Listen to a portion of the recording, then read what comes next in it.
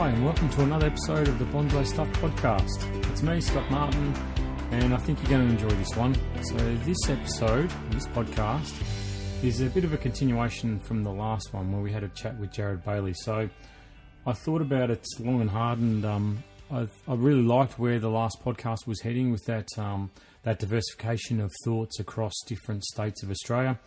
So this podcast, I'm doing the same sort of thing where I'm having a chat with Jarryd again, but also getting in Sam Thompson, who's the assistant curator at the National Bonsai and Pension Collection of Australia up in Canberra. So I thought it'd be really interesting if we could look at the different ways that our bonsai are managed and the time frame for doing different things are managed over the different states of Australia. So we cover off on different things like really important stuff to do with our bonsai, like timing for repotting, which, if it's done at the correct time, then you can have a really positive impact on your trees. But if it's done at the wrong time, then there's consequences to that. So I thought, I always talk about what happens here in Melbourne, in Victoria, and that's great for me because that's my personal experience, and I can talk about that with confidence. But I'd like for the broader reach of the podcast to the different people that are listening in right now to understand that maybe there's some different variables on when to do things and maybe to adjust what you do to your own local environment rather than just following what someone else says, to actually think and understand how and why things happen at different times of the year. And I think that that diversification of the discussion that we have, which you're gonna really enjoy, is testament to that. So we talk a little bit about Sam, a little bit about Jarryd again, and really start to delve into what their backgrounds are and also what they love, what really what makes them smile when they get involved with bonsai. So buckle in, enjoy yourself, and I'll talk to you on the other side of it.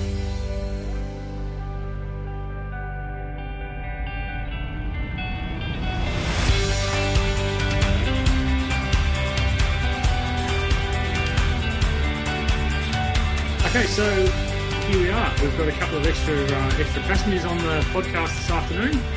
We've got Sam Thompson with us from up at Canberra, and we've got Jarryd Bailey from Collinsville down near Hobart.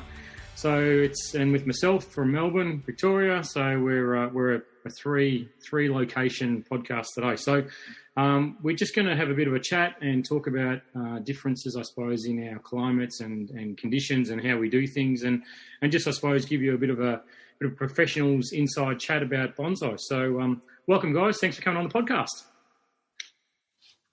It's a pleasure once again. Yeah, thanks for having me, Scotty. No, anytime, guys, anytime. So I just thought we'd talk about, I suppose, what's been happening in the last week of bonsai. For me, it's been pretty hectic on the pine front, just plucking needles till my hand goes numb, cleaning up and then starting all over again and cleaning up from a few storms and stuff like that. But I suppose I'll start with you, Sam. What have you been up to in the last week? Yeah, mate. Pine work. It's very funny because you actually had sent me a message about doing this podcast whilst I was working on your tree at the collection. Yeah, exactly that. A lot of pine work. Starting to work on the Nawakis at the moment. Our two large Nawakis that were donated by Dorothy Koroshoff, date back to 1951. And I think you might have mentioned it on previous podcasts that you tend to work on your larger trees first and work your way down to your smaller ones. So trying to tackle the big ones out of the way first, and make it easy on myself towards the end. There's some pretty impressive trees too, those. If you've got a chance to head up to Canberra, then drop into the collection because they're two of the most amazing Nawaki feature trees that you'll see, I reckon. You've done a great job with them, Sam. From me personally, having seen them not that long ago, and what you've done in a relatively short period of time with those trees, you've done a great job, mate. Thanks, mate. Look, they're beautiful trees to begin with as well. I just thought, look, trees like that needed the amount of TLC, just like a bonsai, and it kind of reflects the results as well. To be able to get the needles down so small is amazing. But I think because of our climate as well, we're able to have that growth slow down, especially in the winter time, which is proving to be really beneficial for pines. Well, that's one of those things, isn't it, with pines? I reckon that's why. I think I can't talk about Canberra because I've never grown trees there, but in Melbourne, having seen what they go through in Japan as you have as well, mate. They have their hot summers, more humid than our dry heat we get in Melbourne, but they get very cold winter. So they've got the two extremes of seasons. And I think that from my experience, that's why I like Melbourne for growing pines, because we force the trees into dormancy due to the cold weather that we've got here. So I think that Canberra must be almost identical. Yeah, exactly. When I was a lot younger, growing black pines as bonsai as a kid on the Gold Coast, I was quite young when I was playing around with them, but I just couldn't keep the growth down. Yeah. I think it was just the internode length. Like if you're working on a tree for development, it's great up there. They're growing so fast, but when you really want to slow them down, it just seemed to prove quite difficult when you get that. Yeah. It seems it's that refinement part, it's the taking from being a nice tree to an exceptional tree needs that dormancy, needs that off switch for a little while for the tree to just catch its breath. Yeah, definitely. And I think switching our composition, our soil composition at the collection to 100% inorganic, that's just worked absolute wonders for us to be able to control the growth of those trees, especially a lot of our refined trees. Yeah. Well, I don't jump the gun because I want to talk about soil mixes in a little. Oh, okay, yeah. It's going to be one of those ones I want the three of us to put our heads together and fantastic. See what we say. But yeah, it's incredible how much. I think you hit the nail on the head too. And this is the point I want to get to a little bit later on. Is that your soil mix and the controlling of the roots is the key to success, I reckon, with bonsai. Yeah, exactly. I know Jarryd's run into a few new trees. Yeah. Jarryd, old Nishiki Jarryd's beautiful. Yeah, Jarryd. So tell us about these. What Sam's talking about is that Jarryd's come across some new trees, which I think we might have touched on last time, but I actually saw a photo go on your socials this week, Jarryd, with the new stock that you've acquired for the nursery, which I wouldn't mind some of that coming up my way. Looks very nice. Yeah. I've managed to get my hands on quite a number of really nice old trees. Sort of over the last 6 months, just quietly been acquiring a few pieces with the idea of having a sort of like a classical bonsai gallery as part of the nursery, primarily for people to come and see that side of bonsai as well as the native plants as bonsai. But yeah, a couple of beautiful old trees from Lynn and Neil Farrell, the late Neil Farrell, but also from a few club members as well, older club members that were looking to move along trees that had gotten too big. Yep. For the most part.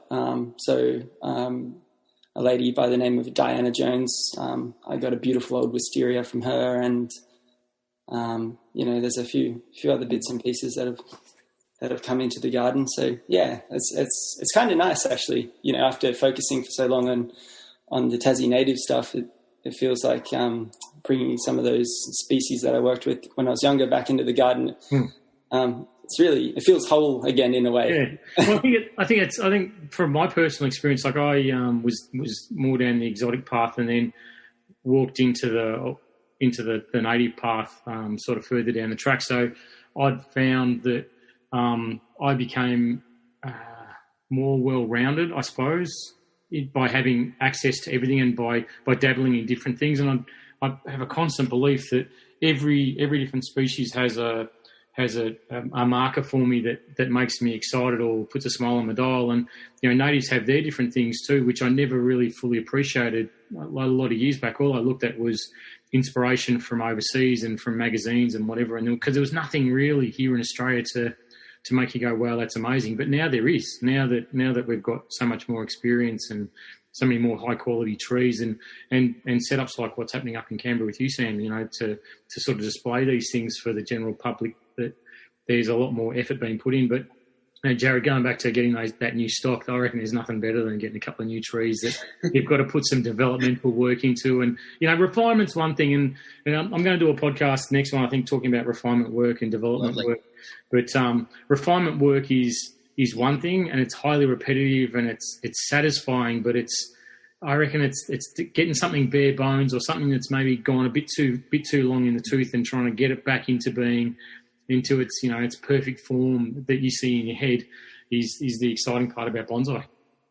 Yeah, I think I think I can speak on behalf of Jarryd as well. We're so lucky to be able to meet and engage with so many amazing bonsai artists that have been around for a long time.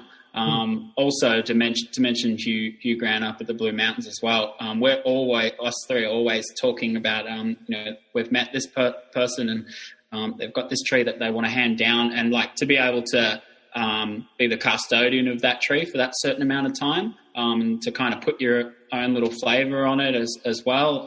It's just amazing.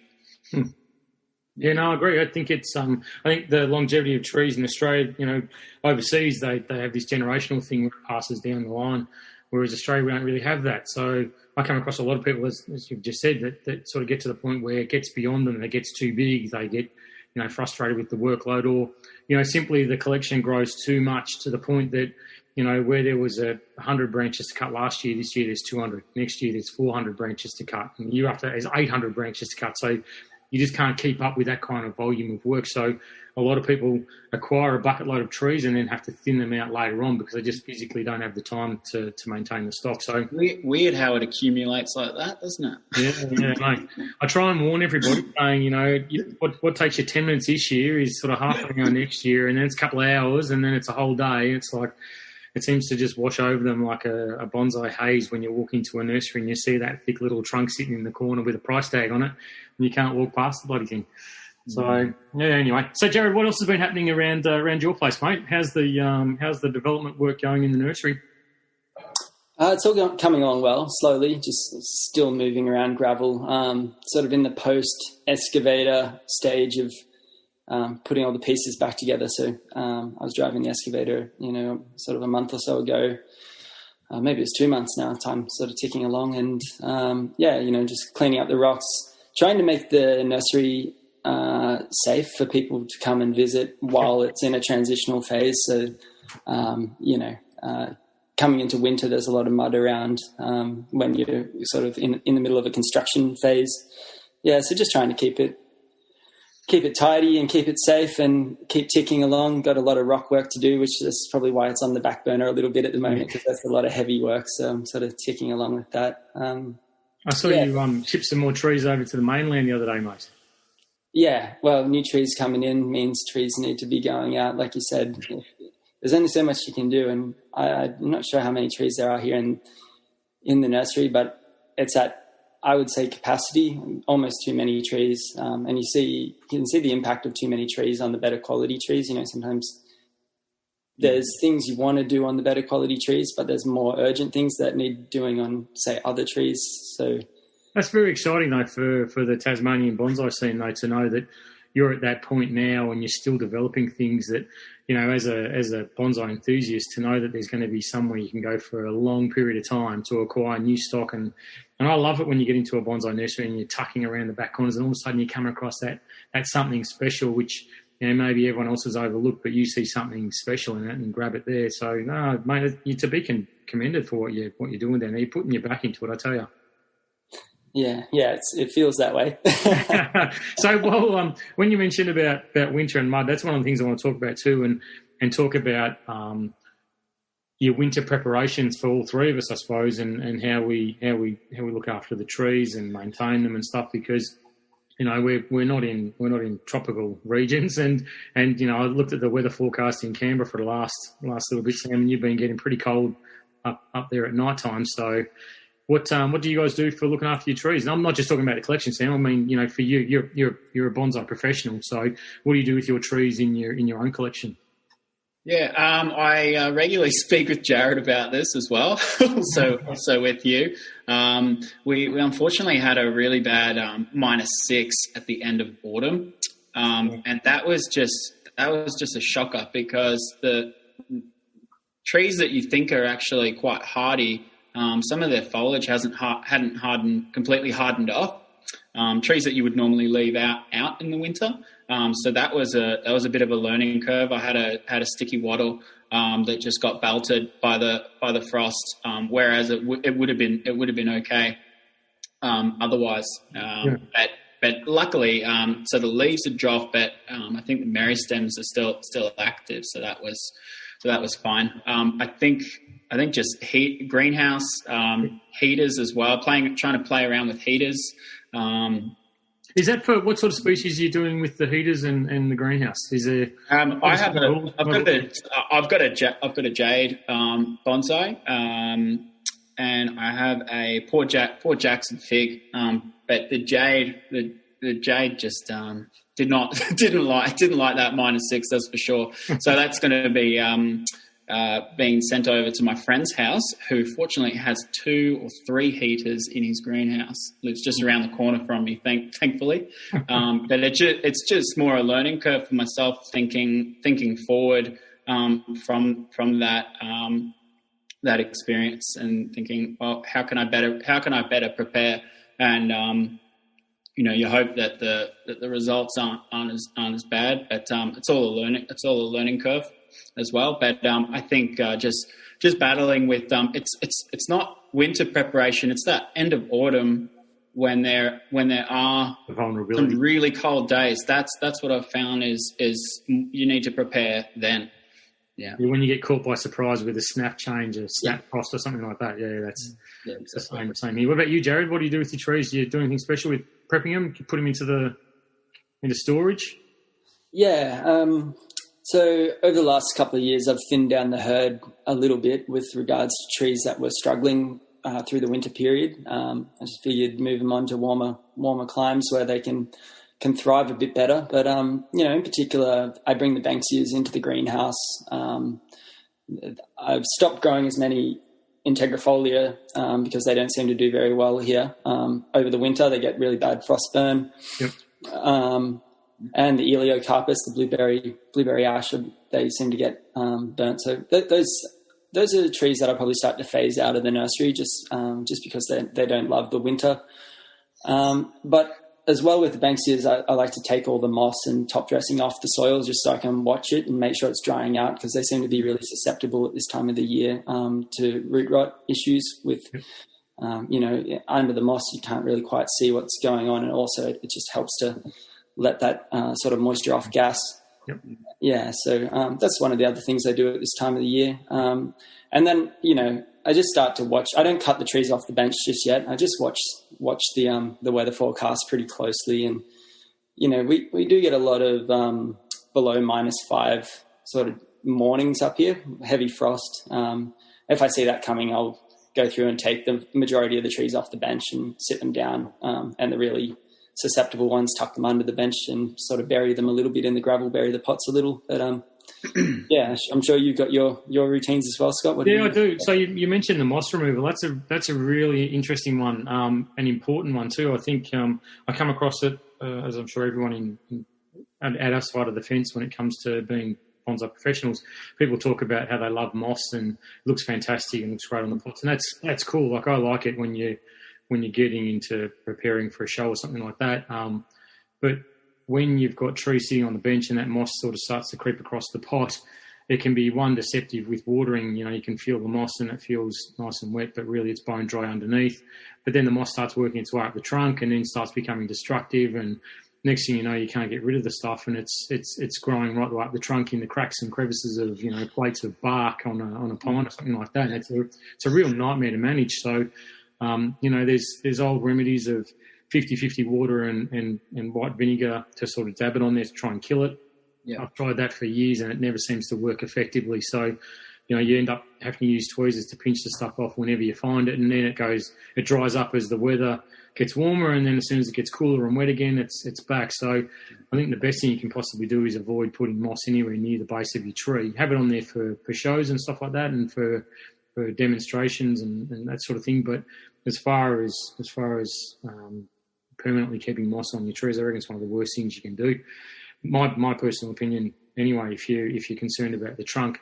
Otherwise, on a trunk like a trident maple or something smooth, you can use a toothbrush and clean it off. But there's all that extra work you've got to do, and there's enough to do without having to worry about brushing moss off trees as well. You get it a fair bit too, wouldn't you, Sam? With your definitely, and going back to like what Jarryd was saying about trees that are prone to root rot, I've also found putting one side of the tree, put it on a chock, so put a block of wood on there, drain that residual water out, and you can alternate sides as well. So alternating sides every day, or you might, when you do water your tree, say your Banksia, for example, I'll water it and then I'll put it on a chock, so it'll just drain through.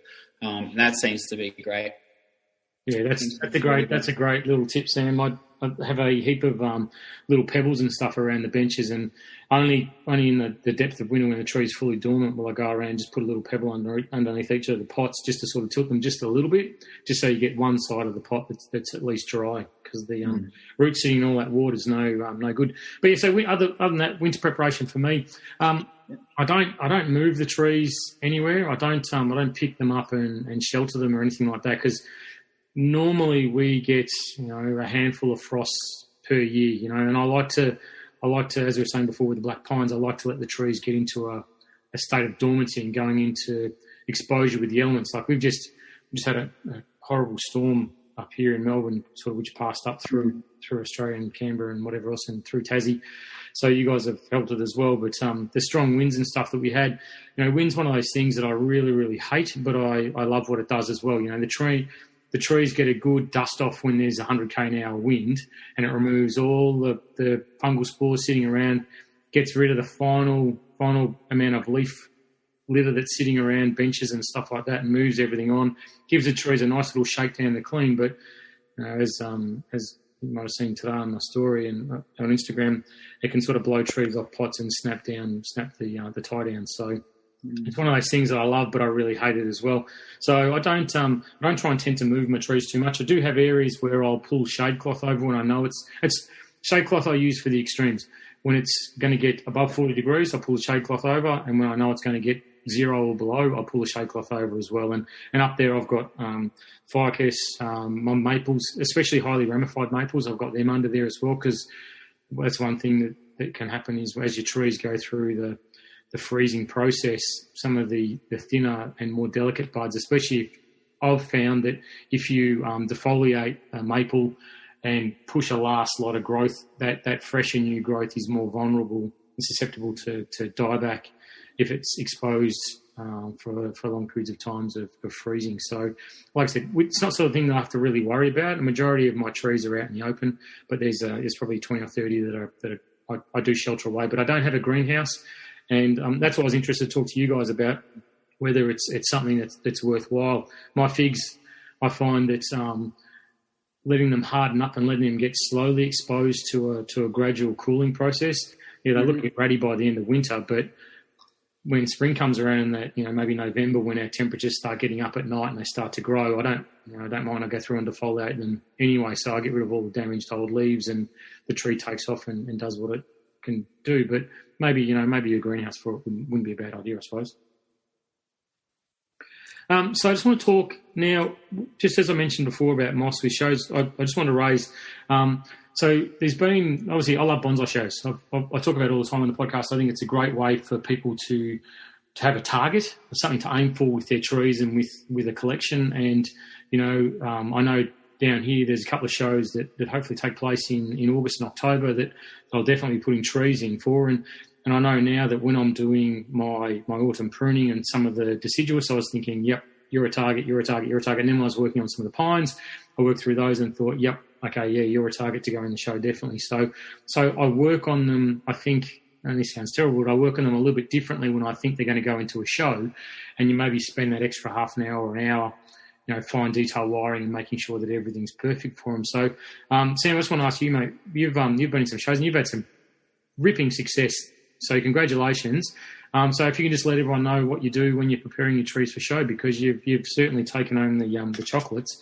So let us know what the secret is. I think just really, if I could give any advice, is to just stick to, if you're going to put some trees in, stick to 1 to 2 trees. If you can handle more, then that's great. But if you work on those 1 to 2 and go through them with a fine tooth comb, that's a real plus.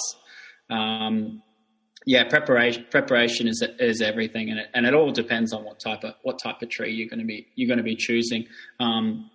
How long would you prepare for, Sam? So when you talk about preparation, I know how long goes into preparing a tree for a show, but you're talking not 3 weeks, 4 weeks. You're talking a year. You're talking 2 years. Like what's your? Oh yeah, I've got a tree that I'm preparing that's taking about 18 months to just prepare, and the tree is finished and ready to be displayed, but I'm also adding in some other components in it to make it have more of a Penjing feel. I've spoken with Jarryd about this, and I actually used to get into miniature painting. I used to paint these little miniature models, and I think that's how I kind of started bonsai as well. But I used to enter painting competitions, and I wanted to kind of incorporate that into one of my compositions as well, to add an extra little element of the story, but maybe not take away too much from the tree. So trying to balance that as well, but trying to just have fun with it as well. And so really you got to be prepared for doing it. Now I don't know about you guys, but I get involved with helping other people prep for shows and stuff like that too, because I think it's really important that whatever it is and whatever stage the tree's at, like it doesn't need to be bloody world class going onto the stage in front of 1 trillion people. But I think it's really important that if we can help from our experience to make a tree the best it possibly can be to be put on show at that point. Not saying it can't get better, but if we can get involved. Do you guys do that as well? Like Sam and Jarryd, do you guys prep trees for shows for other people? Yeah, occasionally. If it's requested, and you never really turn away paid work. If it's on the table, anything bonsai related, I'll do. For the most part, people have things, say 90% of the way there, and it's just those little things that they might have missed. Yeah, and that was one of the things when I was at Michael's that I really enjoyed, was when we were preparing the trees to go into the Portland Japanese garden on display. The trees would come through to Michael's garden first, and we just a lot of them were just tiny little tweaks. They're just cleaning them up just so that they were just completely on point, so that when they entered that space, you couldn't fault a single twig. Yeah. What about you, Sam? Oh yeah, I would love to. We used to do that a lot in Japan when I did some work for Kobayashi, and we would work on a lot of clients' trees that would be put into various competitions. It's not as prevalent as. Doesn't happen as often in Australia, but that would be amazing. I think more sharing, the better. Mm. Yeah, and I think that also encourages, I always think about the bonsai shows from the point of view of someone like me. When I first started, the first thing that really got me hooked into bonsai was a bonsai show. So that's why I like them, and I love to try and put as much into it as I possibly can, because little details, it's the fine things like what you're talking about with the painting and stuff like that, because all it's going to take is one kid to walk through that front door, and next thing you know, they've got a podcast and they're talking to people all around the world and doing this sort of stuff because they walked into a bonsai show and they saw something that amazed them, that took their breath away. And I think that's the real benefit of having people like us, not to take the glory from someone or anything like that, but it's to try and present the tree in such a good light that it sort of hooks someone into bonsai for the rest of their life.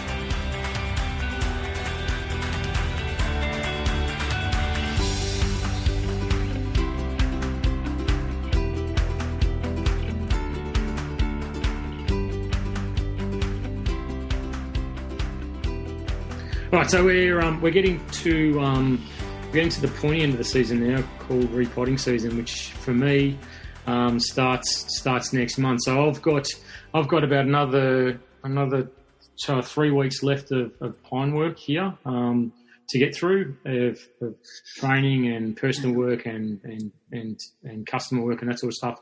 So it's going to go right to the 11th hour, I think, to get finished here. But I've also in the background got in my head that I've got to get busy repotting, and getting busy repotting means making sure that I've got everything ready to go. So when I do flip the switch for repotting, I've got my pots, I've got my mix, I've got all the stuff that goes with all accessories, and I'm ready to go. So it's like a production output. And for me, it's just to give everyone a background. I suppose it's July. I do my deciduous trees. And then in August, I basically do the evergreens, do the pines, do the junipers, the conifers.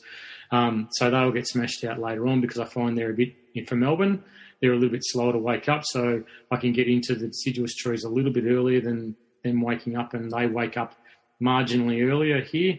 And so it basically gives me, a 30-day window for each of them. And that's enough for me at this stage to make sure I get through everything. So, can I just ask, where do you put your trees after you repot them? So in my workshop, I've got set up a series of portable benches. I've got 5 portable benches plus big long benches either side of the workshop. And so when I repot, I have a strip down the middle that is my production area, and then the trees will get put into the workshop. So then when I run classes and repotting workshops and stuff like that, everything gets taken outside, and then as soon as everyone leaves, they come back inside and they stay in there for a duration of about 3 weeks per tree. So I'll sort of rotate them through as I get closer and closer to them going, and once I know that they're stabilised and they're ready to start doing what they've got to do, then they move out into a sheltered area on the bench, and then they sort of move out to the more exposed area after about maybe a month. So so I want to talk to you guys about repotting. So that's me in a nutshell, what I do and when I do it. And I think that's what I want to talk about today is with you guys is your time frame for doing things and see how it varies in different places. We can get to each other within a day's travel really, and yet I think it may vary slightly on start dates and finish dates for this stuff. So Sam, what about you guys? What do you do with your repotting? Yeah, good question. We're probably about 2 weeks after you, I would say, from Melbourne. So we'd probably be starting at first week of August, doing those deciduous, and then working onto our pines, then junipers, and then natives. It's between the start of August to end of October, basically. Yeah, so taking the natives out of it, so we're looking at the exotics and stuff like that, which is the sort of the next step we're doing. So you start in August, and do you finish sort of around about mid-September? Like, does the whole window get shuffled a month further on from where I am here, or do you? Yes, it does. Yeah, it gets pushed. Yeah. Yeah. Okay. Yeah, cool. And what about you, Jarryd? What happens down south? Yeah, I start in August as well, generally, because the greenhouse sort of gives me an earlier window than most people down here. And a lot of the time I walk around, prior to that period of the year and tag everything that'll need to be repotted just so nothing gets missed. And then I'm mainly watching the trees for, there's certain species, you can get away with, so you just repot them straight away just to get them out of the way. Yep. But I'm normally watching for that swelling of the bud on everything. So anytime I see it, go over that again, mate, for everybody that's listening. So what's the trigger? What's the catalyst, and why do you look for? Go through it again. Why is that the trigger point for you to start repotting? It just seems to be the time where you can get away with all kinds of sins in the root ball. You can, if that apical, like those little branch meristems are starting to elongate, that root meristem is doing the same sort of thing downstairs, and that seems to be the time that you can go for it. So what's happening upstairs is happening downstairs as well? Seems to be the case, yeah. Just adding on to what Jarryd had said, Jarryd, Hugh, and myself, we're always having a conversation about natives just being put into this one little section, and when it comes to repotting, and we think, we repot our natives at this time of the year. It couldn't be more false in terms of your what deciduous trees do you have down in Tassie, Joe? Your not the Fagus. That's your deciduous native. You're not doing that in at the end of October, like what most people would assume to repot their natives at. So that's one real eye opener as well. I think that what the catalyst for me for repotting is, and as Jarryd was saying, with bud movement, it's a tree waking from a dormancy period and releasing stored energy, which allows the wounds to be healed that you've cut with the roots, and so as it's pushing new foliage, it's pushing new root growth as well, which is exactly what we want with repotting. So I think that my approach to the natives is that you're doing it in any tree. I think that's a trigger, is you're looking for when the tree starts to move, starts to grow, and it's just prior to that period that I find, for me personally, that repotting is the best. Like, you talk about a fig, a ficus, typically I've found that they don't really do much until the nighttime temperature in Melbourne gets above about 16 degrees consistently overnight. And when that happens, they sort of take off. So, and for me, that is around about the October-November period. Like, a lot of people repot their figs into the warmer months, right the way through, and that's fine. But from my experience and from what I do with my trees and customers' trees, is I always look for that catalyst of when the growth starts on the foliage. When it starts, it's good burst. I'm not just talking like a little dribble. I'm talking it's actually waking up from dormancy.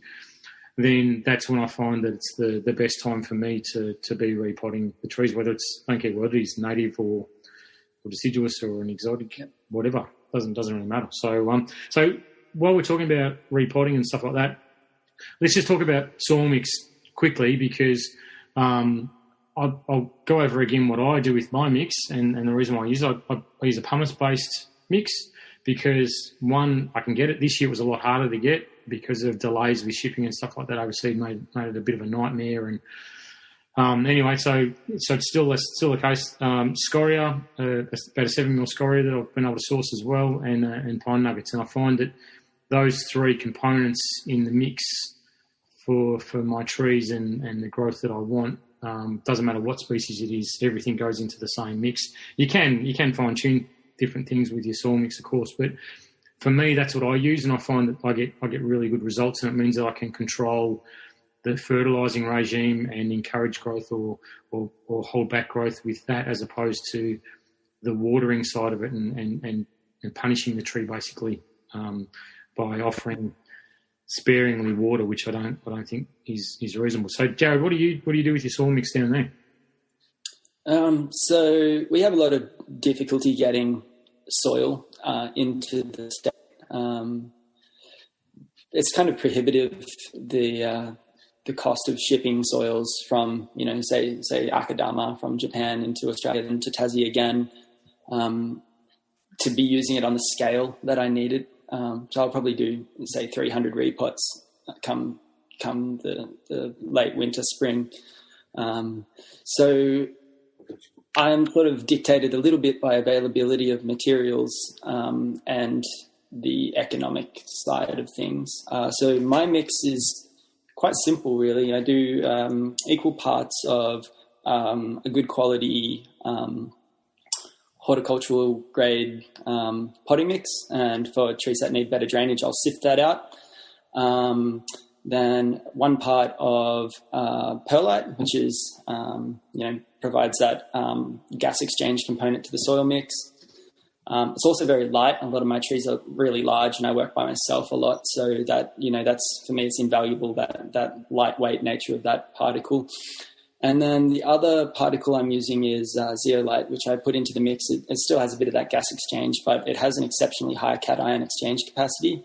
So putting that into the soil mix really helps the mix retain fertilizers that I'm putting into the soil when I want them to, holding it, but also, not storing it so long that it becomes an issue. But yeah, the cation exchange capacity. You don't have an issue with availability of those components? All those components are super readily available. Great. Yeah, that's cool. So what about you, Sam? What do you use? What's the recommended amber? Well, look, I use the exact same mix that I use at their collection. So same as what I do at home, and that's comprised of 4 components, which is basically 30%. It depends on the tree, but we're using Akadama, New Zealand pumice, not to be confused with the synthetic pumice that is currently going around at the moment. Also there's scoria, and just a light sprinkle, 5% in all trees with zeolite. I have noticed just with zeolite, and when people are repotting trees and they're using zeolite as a top dressing, I'm always trying to let people know that it's really zeolite also holds on to quite a lot of water as well, and underneath it's just creating such a barrier between the sun and the soil, trying to dry that out evenly. It's just trees stay wetter for longer, so try not to use zeolite as a top dressing. Looks so pretty though. Yeah. But like Akadama, honestly, it's such a great product. I only have at home, I've got 40 to 60 trees roughly, so I'm able to use it. And all the trees are, they're just for myself. I'm not selling them like Jarryd is. Doing the exact same. I'm using the exact same soil composition at the collection as well, and it seems to be proving really well. We were using a product previously at the collection called diatomite, diatomaceous earth, and unfortunately it wasn't fired at a very high grade, and it was beginning to break down a lot sooner. And that was basically just turning to dust, and dust in the soil mix is just never a great thing. So we've taken that component out, taken a couple other components out of that mixture, and now we're just running with 100% inorganic. Yep. Yeah, the diatomite really turned. It was great years ago, really, really good, and then it just fell to rubbish and became like concrete setting in the pots. Sort of broke down very, very quickly. So, your repotting frequency is one of those things that I suppose is time for another conversation somewhere down the track. But, if you're talking about keeping your trees in there 2, 3, 4, 5 years or something like that, and you've got a component which sort of falls apart and solidifies and clogs things up after, 12 months, and really it's not worth using in my opinion. So, and that's why that's when I think the big switch to pumice happened for me, was when that bad batch of diatomite sort of rolled around, and then pumice was becoming more and more readily available. And once you see the impact of what pumice does with the trees, it is heavy. And Jarryd, I feel you, especially with my bigger trees, especially working by myself as well. My back hurts just you talking about it. Oh yeah, it does. I'm arching as I speak, I'm feeling it. But no, definitely, I think it's worth it. And if I'm only repotting a tree once every 3 to 5 years, then really I'll put the best I can possibly afford to put into the tree, and sit back and go and see the chiropractor after I've repotted it, and then everything's good. I don't have to touch it for another 5 years. And who knows? By then I might have an apprentice sitting with me that can help me carry it. So who knows? All right, so we're ticking on, but there's a couple of things, Sam, that I want to talk to you about. Like, you do a lot. You work obviously at the national collection, and your work there is brilliant. You look after trees. You look after a lot of people's trees around Australia, but you also do a lot of stuff outside of bonsai for yourself outside of the collection. So for me, I'm very conscious that I love bonsai, and I don't want it to be something which becomes work for me. And I'm very mindful of that switch being flicked at some point where you get into the churn and burn. And I hate that. Every time I feel that, I stop whatever it is I'm doing, and I'll have a break, and I'll maybe refocus my activities, and I'll then come back to it when I'm not feeling burdened by work, inverted commas. But, you working on trees, it sounds like people listening to this are going to go, that's my dream. I want to work on bonsai forever. And I've said it. I'm sure we've all said it. You're actually doing it. You're living the dream, mate. So you're working with some of the best, and I mean some of the best bonsai in Australia at the collection on display for the general public to come and see. But then from there you come home as well. And I know I've seen your collection. I've seen your bonsais, and you've got this, and I've talked about this before, you've got a creative flair that must be hard to hold back when you're working on other people's trees. Like, I think that it must be an outlet when you get home to grab something and sort of reinvent the wheel and then go back to work to that churn and burn sort of mentality of refinement and maintenance and stuff like that. So, do you feel torn sometimes? Yeah, that's a really good question. Not too many people have asked me that, but basically, I think constraints create creativity for me. In terms of like when I'm working at the collection, working within some confines where you have to, for example, you might have to implement a certain pruning technique on a tree. It might not be a technique that you necessarily would do at home, but it maintains the integrity of that tree and the artist's impression of that tree. So you follow the fingerprint that someone's already put on the tree. Is that? That's a completely different thing for any bonsai artist to think about and kind of grasp. There's a lot of sensitivities around when I'm working and doing any sort of routine maintenance work on the trees. Everything is really carefully considered. We're going back and forth to the lenders and donors about any kind of significant work that needs to be done. But I really love that because when I get to go home and work on my trees, I'm basically like a slingshot, and like what you said, that kind of creative flair.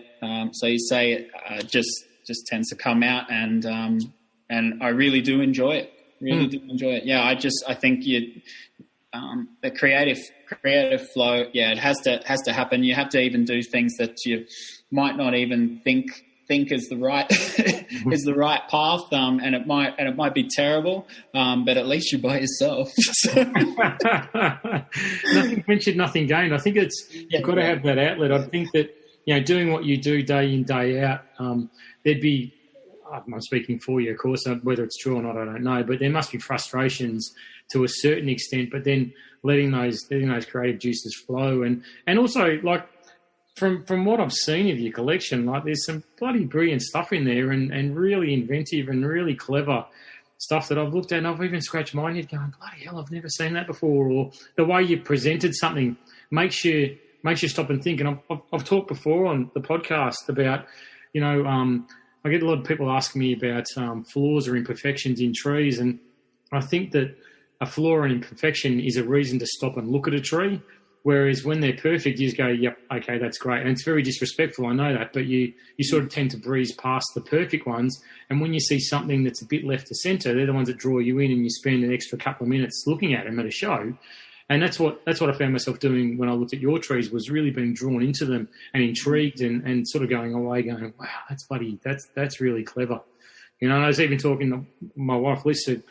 We left your place after we were up in Canberra in March, and I remember on the ride on the way home, she's going, what are you thinking? And I went, I was trying to work out how did he do this on that tree, and I reckon he's done it like this, and I reckon he's done it like that. So next time I get up to your place, mate, done. Sit down, you and I, and just chew through it and see exactly how you've done it. Because that's what I love about bonsai, is that everyone has different approaches to things, but you've got this creative flair that sort of you don't see sort of every day. You don't come across it a lot. So and I think any advice I could give to other people out there is it doesn't just end with the tree. Like Jarryd and I and yourself and a lot of other bonsai artists is so lucky to be able to have bonsai exhibitions as well. So it being able to exhibit your tree, I was able to exhibit a black pine composition that I wanted to reflect the way that it naturally grows in. So I used sand, seashells, a copper crab that I purchased from Japan, and trying to really, really emulate that coastal look that Japanese pines really do have out in the wild. So that was really fun. So I don't think the people in charge of the exhibition were too happy because they wanted me to clean the exhibition box with all the sand. So I might have to bring my own cloth next time.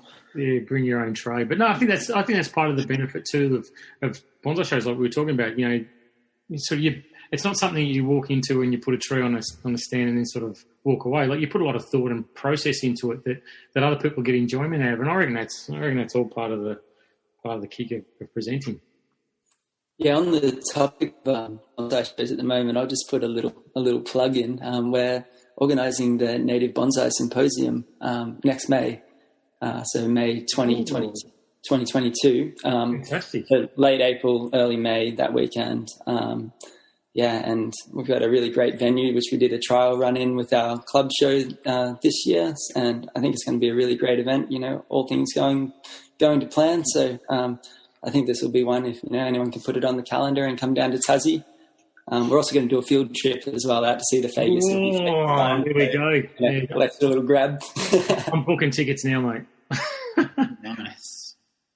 Another one to mention as well that I'm really looking forward to is the Bonsai Open held by the Central Coast Bonsai Society. That is going to be an absolute cracker of an event next year at the start of March, where people can enter their trees and there's prize money. And cashola. Cashola, $5,000 or something like that.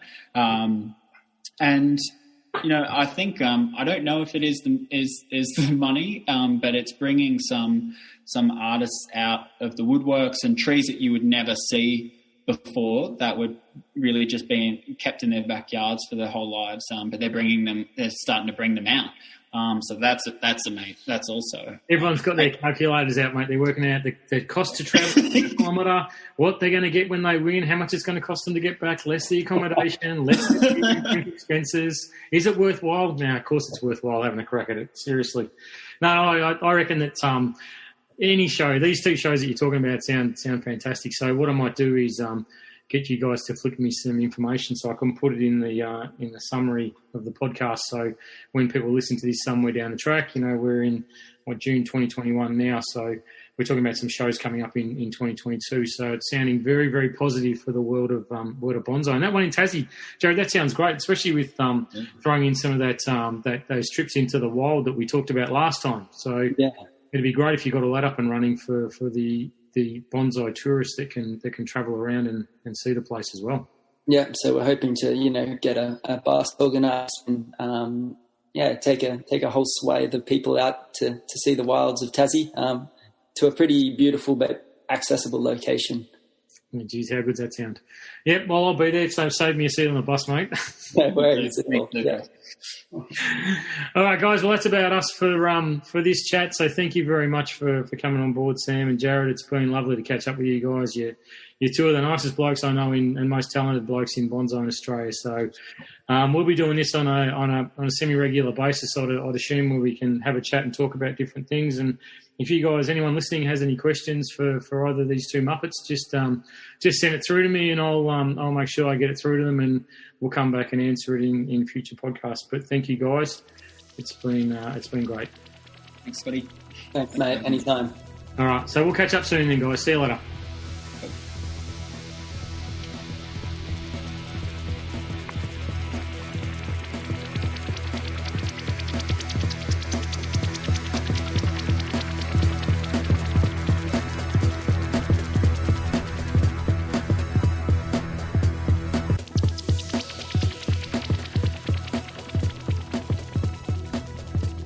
Well, I hope you enjoyed that. That was a lot of fun, and they're a great bunch of fellas. As I said, two of the most talented people in bonsai in Australia. So they're definitely worth listening and tuning into and seeing what they get up to. So now to get in touch with them, if you want to get in touch with Sam via Instagram would be the best. So it's Sam Thompson Bonsai, SAMTHOMPSON Bonsai. All one word. If you search for him, you'll see him come up as bonsai artist based in Canberra, Australia, and he's like I said, very inventive and very talented at what he does. And Jarryd, you've got the same details as last time. So if you search for Montane Bonsai, MONTANE Bonsai, he's down in Collinsvale in Tasmania near Hobart. You'll find him. You'll find his details via websites and also the social media as usual. So now, as always, if you'd like to get in touch with me, you can do it via Facebook or Instagram or email, scott@bonsaimatsu.com, via the website, bonsaimatsu.com. And yeah, please stay in touch and let me know what you think as always, because it's very much appreciated. And I hope that this has given a little bit of a broader insight. The next podcast are getting back to where we were before, so don't worry, this isn't a common thread of where we're heading. But I'm going to talk next one about refinement process. I've been doing a lot of work lately on pines, and I think pines for me, it's really easy to tell what stage of development they're at. You know, they flow from very basic initial structural work right through to just purely refinement work. And I sort of was thinking in my head, you know, what's the most enjoyable work? Like, everyone loves looking at finished bonsai, but where do you get the most bang for your buck? And sometimes the refinement work just boring and mundane, and the first initial styling the exciting part, or do you get more buzz from doing the mundane? It's interesting, you know, when you're walking around and having a look at your trees and you see that finished stock, it certainly makes you smile a lot more than something that's a bit grunty and maybe only has a few branches on it. But when you're working on the tree, what do you get most out of? So anyway, that's the next podcast, and that's coming very, very soon, I promise you. So please stay in touch, and I look forward to filling your eardrums again in the near future. Until then, happy bonsai.